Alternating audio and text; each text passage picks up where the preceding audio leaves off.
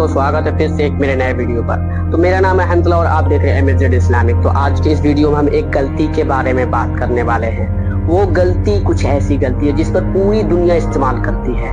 वो गलती कोई और नहीं, एक्सरे मशीन है।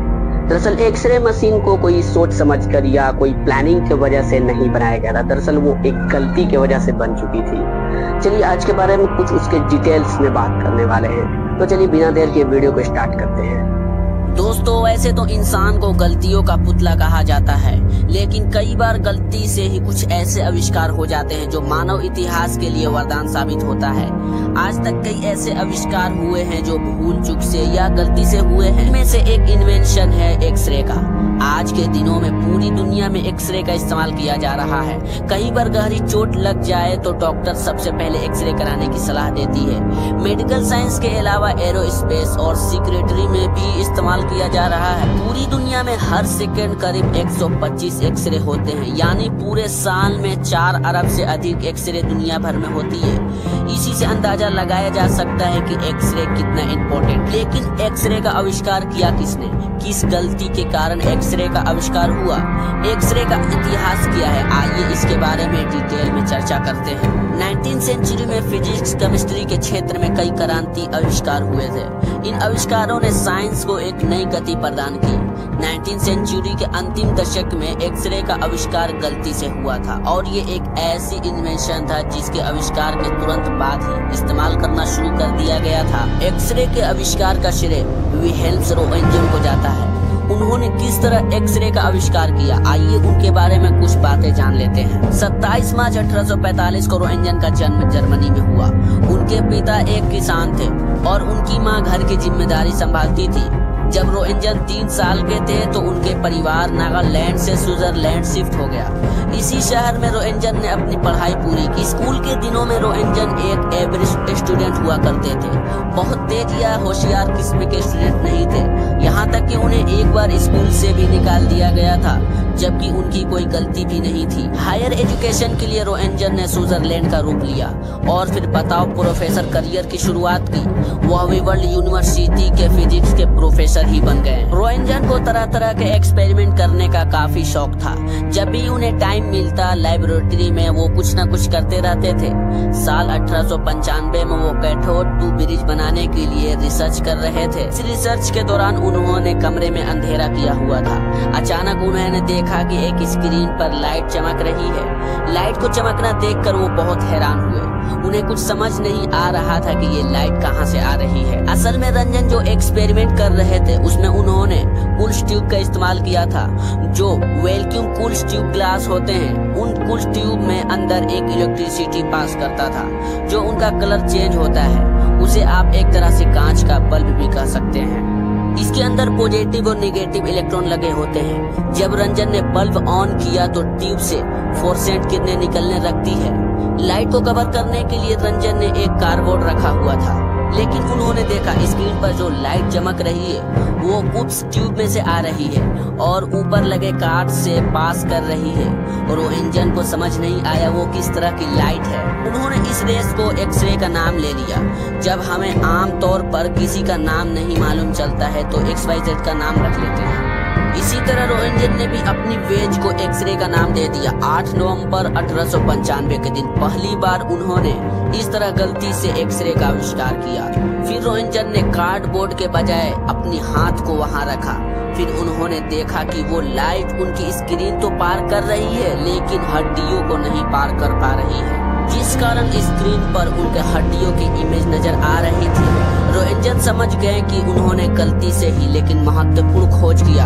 दुनिया को इस बारे में बताने में कोई दिलचस्पी नहीं थी। पहले वो अच्छी तरह से अस्वस्थ होना चाहते थे। रोएंटगेन ने लेबोरेटरी में कई दिनों तक रिसर्च जारी रखी। कई मेटल्स और लबर मटेरियल से उन्हें एक्सरे को पार करने की कोशिश की और उन्हें सफलता भी मिलती रही।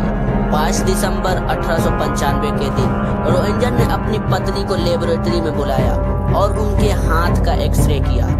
ये दुनिया का सबसे पहला एक्सरे था जो सक्सेसफुल रहा था।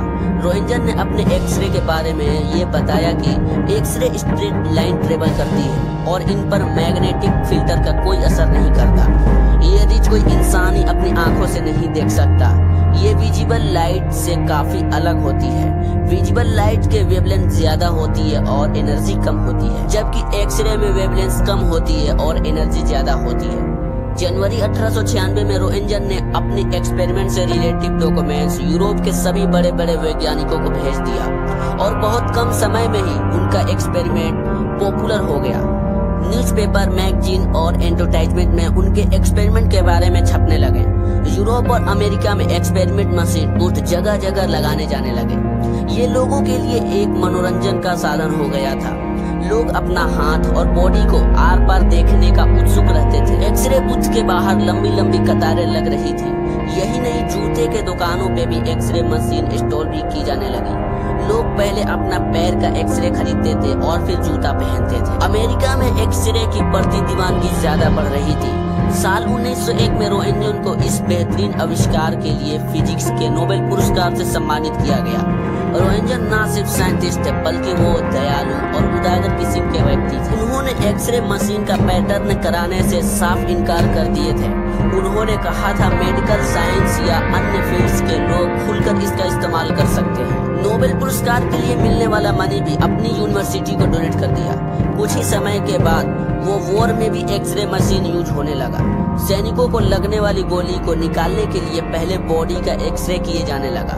पथरी और फ्रैक्चर जैसी समस्याओं में भी एक्सरे एक वरदान साबित हो रहा था। इसके अलावा महिलाएं हेयर रिमूवल के लिए भी एक्सरे मशीन का इस्तेमाल से करने लगे, लेकिन एक्सरे का इस्तेमाल धीरे धीरे कम होने लगा। असल में इसका इस्तेमाल से लोगों को बाल झड़ने की शिकायत आने लगी। कुछ लोगों ने स्क्रीन लाल होने की शिकायत की तो कुछ लोगों ने चीजें शून्य होने की शिकायत की। सिर और बदन में दर्द, ऐसे बहुत सारे शिकायत आने लगी। 1903 में क्लेरेंस डेली की तो स्क्रीन कैंसर से भी मौत हो गई। वो एक्सरे के पार्ट्स निर्माण करते थे।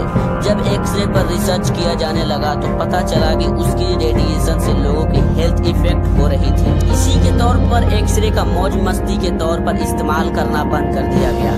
दोस्तों, एक्सरे का इन्वेंटर विलियम रॉटन को माना जाता है, लेकिन इस आविष्कार का श्रेय सिर्फ उन्हें नहीं दिया जा सकता है। उसके पहले स्लिप लेनार्ड ने एक्सरे के मदद से कुछ चीजों को आर पर देखा था, लेकिन स्लिप टिप के रिसर्च में सफल नहीं हो पाए। रोएंटगन ने अपने इन्वेंशन में अलग अलग वैज्ञानिकों का इन्वेंशन का यूज किया था। साल 1850 में माइकल फ्रेड ने बिजली की मशीन बनाई थी। बिजली के बारे में हमने पूरे वीडियो बना लिए, उसका वीडियो का लिंक डिस्क्रिप्शन में दे दिया, आप चाहे तो जाकर देख सकते हैं, क्योंकि पूरी डिटेल्स में उसने बिजली के बारे में बताया है। साल 1851 में डेनियल रोमकेप ने इंडिकेशन क्वालिफाई का आविष्कार किया था और 1856 में जेपीजे स्प्रेंगल ने मरकरी एयर पंप बनाया था। इन्हीं की मदद से रोएंटगन ने एक्सरे की आविष्कार की थी। तो दोस्तों, आपको एक्सरे मशीन के बारे में क्या राय है कमेंट बॉक्स में जरूर बताएं। तो आप लोगों ने अभी तक हमारे वीडियो को लाइक, चैनल को सब्सक्राइब नहीं किया तो देर मत करें, जल्दी से कर लें, क्योंकि इसी तरह नॉलेजेबल वीडियो आप लोगों को एनी टाइम मिलते रहेंगे। फिर मिलते हैं एक नए वीडियो में नए अंदाज के साथ। जय हिंद।